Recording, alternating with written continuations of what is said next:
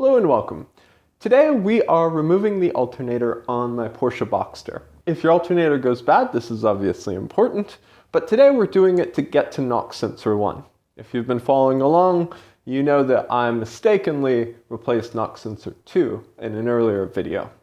So I have the cover removed from the front of the engine, and I've also removed the belt. It's a pretty simple process. If you're confused by that though, I do have a link in the description. Next, it's time to actually take the alternator off itself. It's this guy right here. It's upper left-hand corner of the engine. There are just 2 bolts that take it off, but it is a pretty snug fit, and there's a bushing that kind of gets frozen up in there, so it can be a little bit tricky. So you need a 15mm socket.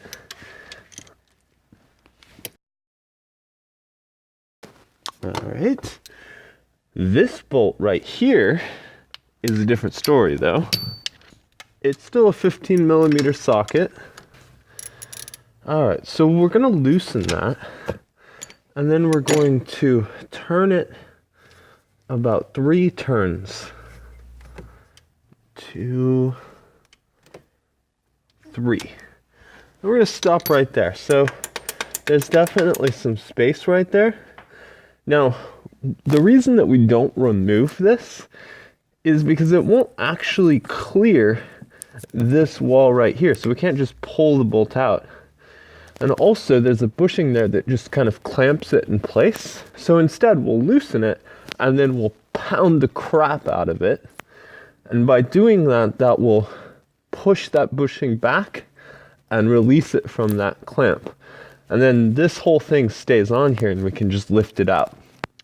Now, if this alternator has not been in place 20 years, that's pretty easy to do. If it has been in place 20 years, that bushing is really solidly in there, and it takes quite a bit of doing. So, just pound the crap out of it, try and get it to release.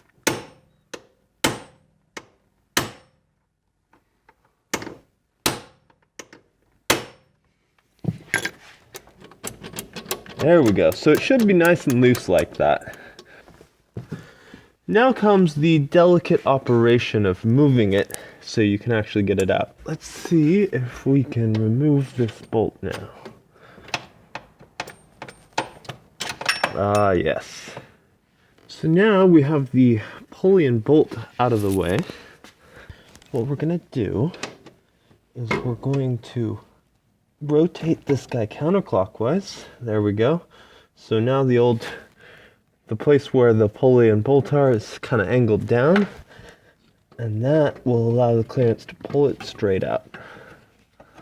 Yes, there we go. And now we can unplug everything from the back of the alternator. Alright, so to get these 2 wires off, there's a 13mm bolt right there. That wire and the main wire, and voila, there it is. Right, we can see the problem. So here's where the alternator sat. Going in there.